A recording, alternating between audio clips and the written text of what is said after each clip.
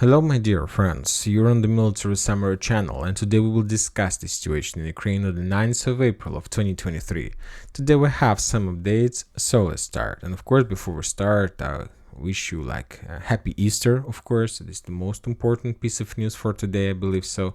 And I believe that based on that we see that there are no changes on the ground, there weren't much updates from the parties from the Ukrainian side and from the Russian side, just regular clashes and so on.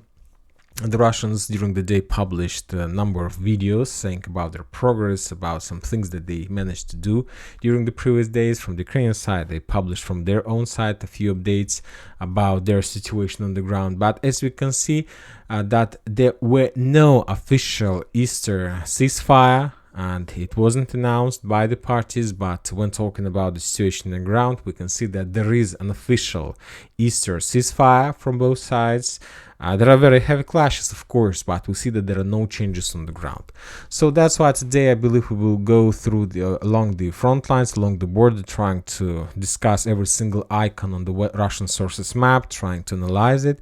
And we will go through the report of Ministry of Defense of Russian Federation about the situation on the ground. And first piece of news we received from the north of the Chernigov area, in this area, from the border with the Bryansk region. The Russians are saying that they published a video that they during the previous days. I believe that this video was made not even today, but as a result of their attack, air forces attack, they managed to destroy the bridge that, as you can see on the video, they destroyed the bridge that connected, let's say, the north of Chernigov area and the Bryansk area. And if you remember, the Ukrainians were using this area to make their own RECO in combat and commandos operations during the last months. During the previous 3 months, they managed to cross this area for several times. And as a result of those attacks, they made some kind of terrorist attack in this area. A lot of civilians was killed as a result of those attacks. So that's why the Russians are trying to reduce the possibilities of these groups for any activity in this area. This is from the one side, and from another side, we understand that if the Russians destroy the bridge on this area, that means that maybe they're not planning to use the north of Chernigov area as a possible bridgehead for the Russian upcoming offensive operation. So I believe that the Russians are not going to return on the north of Ukraine and so on. Now let's go to the Kupiansk and Liman front line. As you can see, there are also some icons in this area. The Russians are saying that as a result of clashes on this area, the Ukrainians lost around 90 soldiers, 4 armored vehicles, and around 2 artillery systems. As you can see, the level of losses are very low.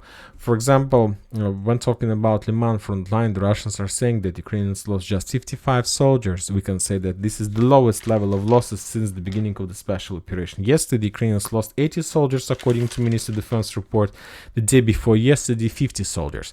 So as you can see, there are many options, many things that the Russians took a decision to do. For example, maybe the Russians are out of some kind of shells or something like this, but they took a decision to slow down or stop their support offensive operation of the Bakhmut operation, and now we see that the level of losses is very low. There are a few icons in this area. For example, the Russians are saying that they managed to discover and to destroy one commandos group.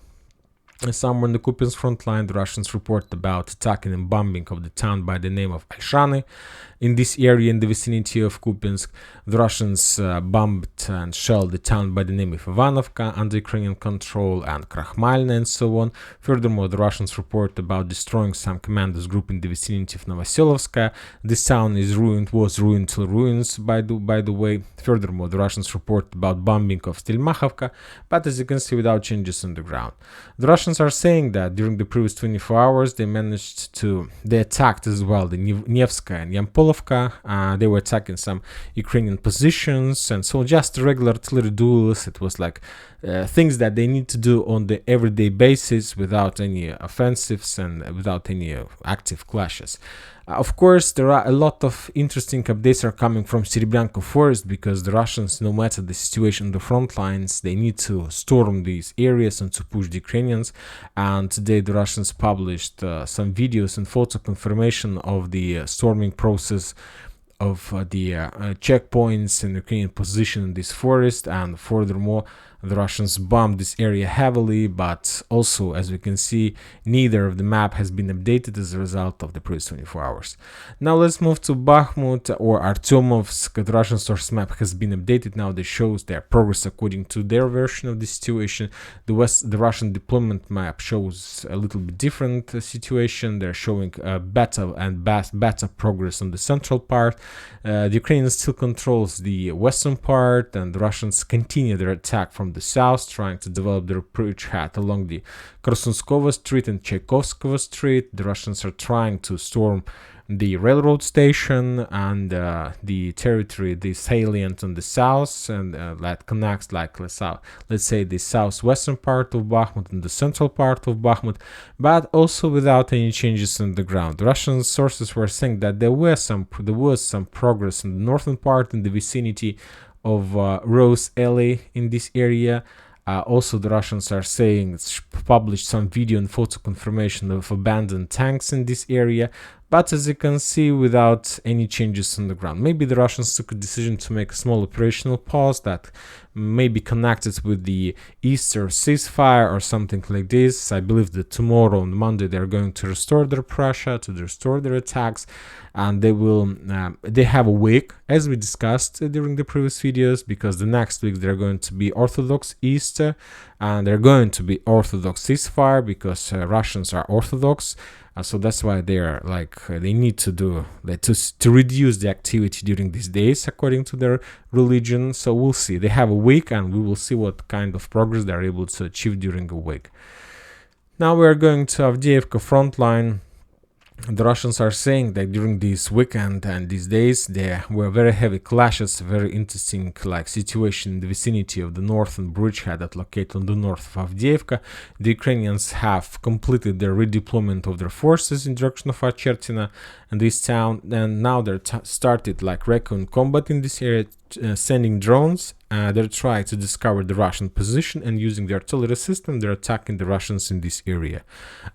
Also, just the regular artillery duels without any progress on the ground. The Russians still control this bridgehead, and maybe the next week the Ukrainians will make another attempt on the ground to push the Russians back. When talking about Piesky front line, the Russians report about some offensive operation in direction of the trenches that located between the Avdiivka block number 9 and the Piesky and Opitne front line. So they were talking about these blue lines, blue trenches that locate between these two areas. The Russians are saying that they had some progress, but they haven't provided any video and photo confirmation of that. I believe that maybe today there was some kind of clearing operation, and if there were some progress, I believe the next few days we're going to see video and photo confirmation. And some sources were saying that the Russians reached the forest line right in front of this 9 block. So we'll see if it's true or not. The Russians were pushing in Marinka, and we can say that when talking about progress, we can say that Marinka is the only area where the Russians managed to achieve some progress on the ground. They're saying that as a result of clashes and storming operation, they managed to clear the southern part of Marinka to complete the clearing of that area. So let's return back to Marinka. So this is the current progress for today. So the northern part, the part on the along the wide street, the central street, and the southern part. So this is the progress for today. We'll see whether the Russians are able to hold this bridgehead or they will be pushed by the Ukrainians by the next days. We'll see, because as we know, this area is under protection of 35th Marine Brigade Ukrainian, and they were pretty successful during the previous months, and they didn't allow the Russian to develop the progress. But if they want to hold this, the rest part of Marinka, they need to push the Russians back. So I believe that that means that they will try to make counter-offensive operation in this area.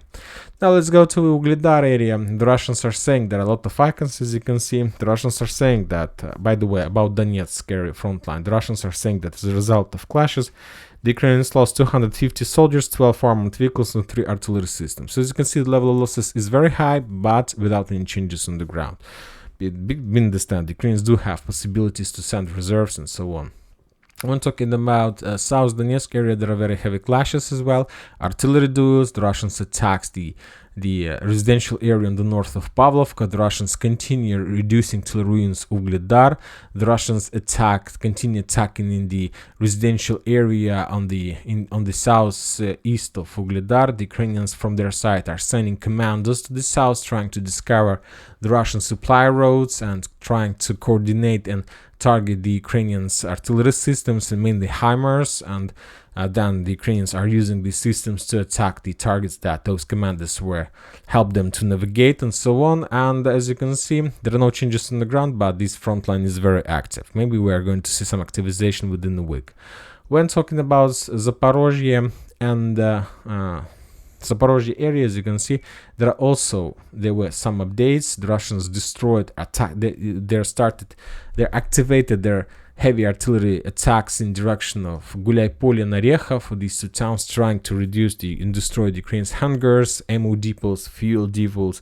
For example, the Russians are saying that as a result of their artillery attacks, they managed to destroy 2 ammo depots of 72nd Mechanized Brigade and 102nd Territorial Defense Brigade in Orekhov and Ugledar, so ammo depots. Furthermore, the Russians destroy 1 fuel depot in the vicinity of the Zaporozhye area somewhere, and of course the Ukrainians were planning to use these fuel depot for the mechanized forces of their brigades in this area for upcoming counteroffensive operation. We understand that the Russians haven't destroyed the mechanized forces, but they destroyed their fuel that these forces can use for the upcoming offensive operation. Very interesting updates are coming from Kherson area. There is just one icon about some kind of artillery duels, but the Russians are saying that as a result of artillery duels in this area, the Ukrainians lost 60 soldiers, 11 armored vehicles and 3 artillery systems. So as you can see, the level of the Kherson front line are very high from the Ukrainian side, and they are even higher than the losses on the Kupiansk or Liman front line, where we can find the real combat line, where the Russians and Ukrainians have some kind of at least the points where they can feel and touch and see each other. And when talking about Kherson, there is a river between the parties, and so it's very strange to have such a heavy losses from the Ukrainian side. And that's it for today. Military Summer channel reminds you to condemn any violence in Ukraine. Thank you for watching, subscribe to my channel, put your likes, join my Patreon, and have a good day and happy Easter. Bye bye.